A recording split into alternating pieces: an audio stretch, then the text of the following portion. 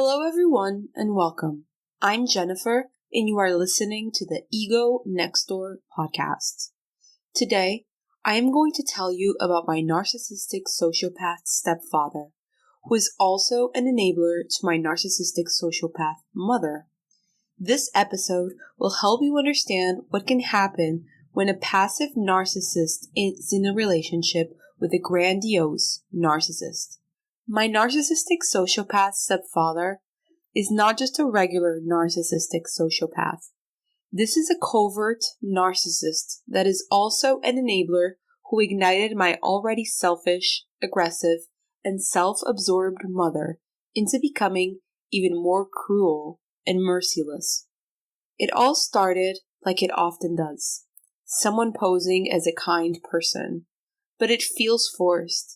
And the first feeling that I had when I heard him and saw him was my intuition telling me nope, which I should have listened to.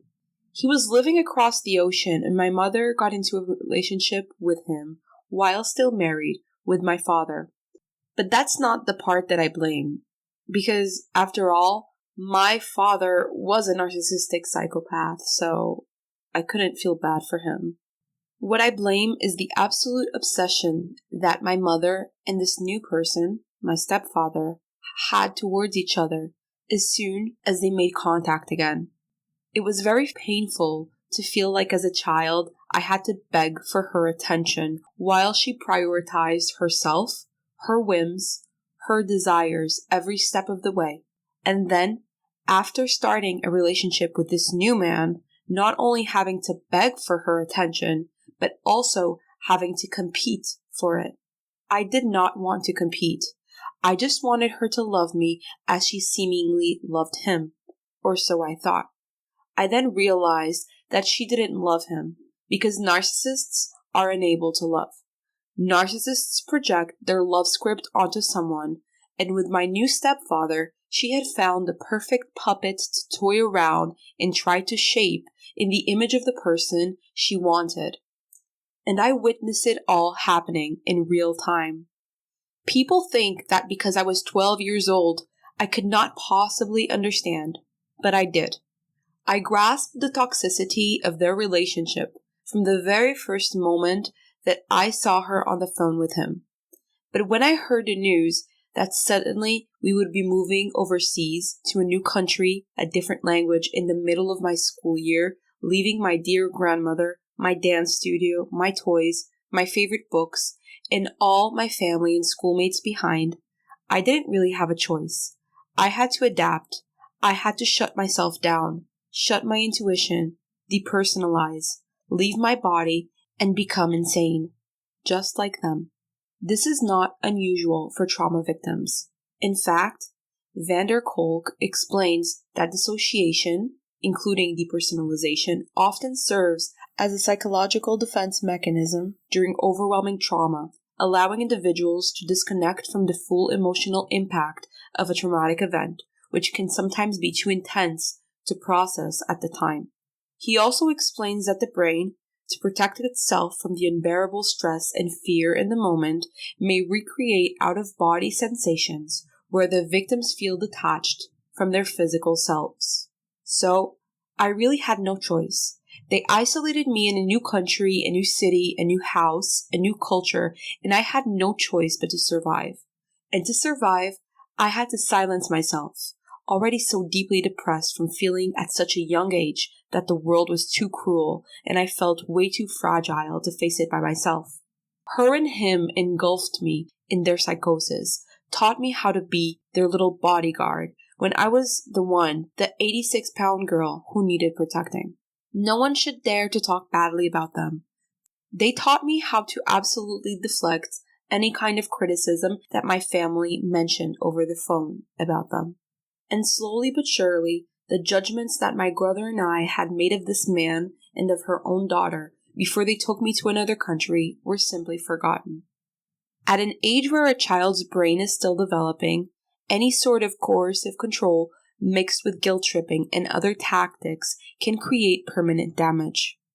From that moment on, the child relates back any experience to whatever they learn they should or should not do. After all, it is scientific knowledge that children from abusive households have significantly more behavioral problems than children from non-abusive households. And so, while the ego development is interrupted by the trauma, the child learns to perpetuate hostility. So suddenly, just like magic, my job became to love, care, and protect them at all costs, even if it meant losing myself. In fact, even if it meant never finding myself, growing into a teenager and then a young adult, struggling with paralyzing existential crisis that at the time was diagnosed as chronic depression and obsessive compulsive disorder, also known as OCD. Scientifically, this can be explained by the aforementioned dissociation and posterior long-standing constructions of ideals and aspirations passed on from the manipulative parent to the child.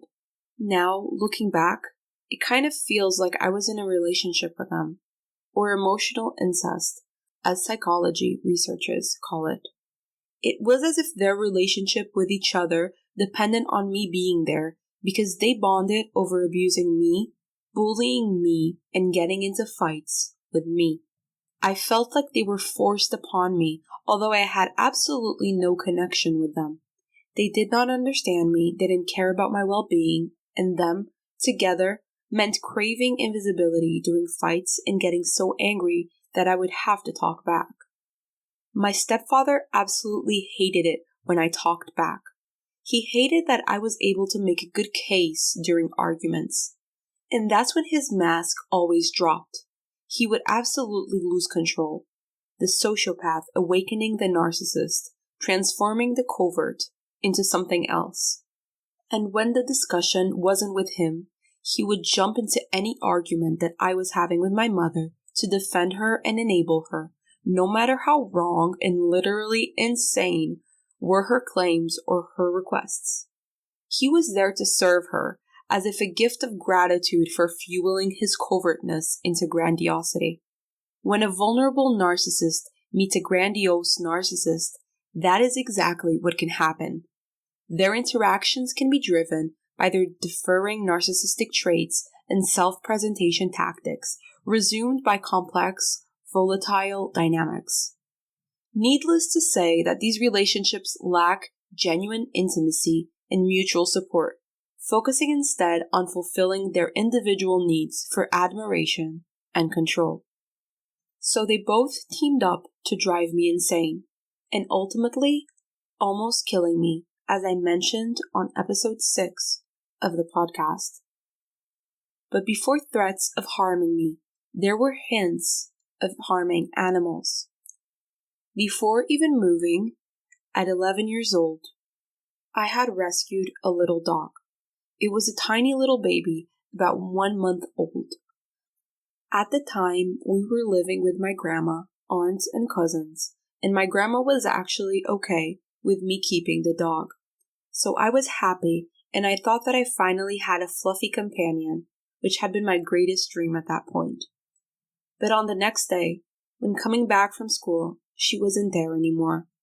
My stepfather and my mother took the baby dog and abandoned it in the forest. At the time, they conjured up a lie that I believed in for 10 years. And then, one day, my aunt told me the truth. They had simply driven up to the woods somewhere and left it there, to die, merciless.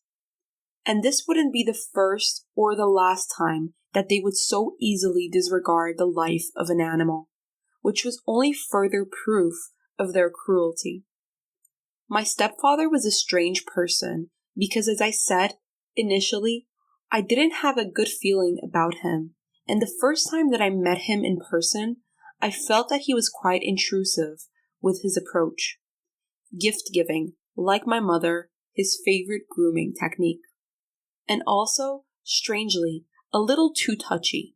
Not in a shameless way, but in a way as if you feel that the person is not looking at you without uncomfortable thoughts. A sort of entitled intimidation, hidden behind the mask of a man with a sob story of having worked all his life in the village and then moved to America, getting married, having a child, then divorcing, and his child never wanting to speak to him again. My grandma and aunts had told me how odd they found the fact that his daughter didn't speak to him. They thought that something must have happened between the both of them when she was a child for her to be so opposed to spending time with him after becoming an older teenager and her mother remarrying another man. In fact, people thought that he must have done something very bad to her for her to not want to mingle with him or with us at all. Funny how things work, because when I decided to run away from them and never speak to them again, no one in the family, not even them, cared to hear my version of the story, thus automatically siding with them. As if they were the victims, when the evidence was there all along. I remember at the time my mother telling him that he would either stop trying to talk to his daughter again or she would leave him. And then, later on, she would use that as a threat to me, telling me that I should be thankful that he didn't leave because I exist. This, of course, was just another way to manipulate. She would pivot any kind of argument or story around to guilt me into showing gratefulness. Anything nice he did or said, she would come up to me and force me to thank him. And any time we fought and he lost control and made me fear for my life, they would both force me to sit in the living room as an intervention where I would be only allowed to leave and go to my room once I apologized for making him lose control. At one point, he installed a software in my computer when I was 15 to record everything that I was doing or typing, and at the end of the day, when I would go to bed, he would go to my computer and read everything. One time, when speaking of trivial things, I said something that he didn't agree with, and he couldn't just have a mature discussion about it, so he told me that I should kill myself and that he wouldn't mind at all. I was also 15. When the fights between me and my mother and him got really bad and I just wanted to be in my room, one time he went to my room, dragged me out of there, pulled me by my arm and shirt down the stairs as my body was already being dragged, and then slapped me across the face in full force. Then I had to apologize to him for him slapping me. That same week or so, he took out my bedroom door just to prove a point. And I should have seen it all coming and begged for help. But I was trained to shut up. You see, one time, right after we moved overseas and away from my family and any kind of support system, he told me that if I ever thought about calling Child Protective Services, he would end me and he would slap me in the face so hard that he would numb my ear and turn me deaf. And because I was still very young, 12 at the time, I didn't realize how bad it could get. I had an online blog where I would write down everything that he would tell me and all the fights we would have and how badly my mother and my stepfather treated me. And then they found out about the blog and forced me to delete it. I got grounded. At 13, I didn't know what to do to be saved, so I would count down the days until I was 18. But little did I know that in so many years of counting down, it also bought them time to manipulate me more and more to get into my head that I should always report to them no matter what, because deep down, they are my only family and I am lost without them. Now, after I escaped, almost a year ago, he's the one doing most of my mother's dirty work.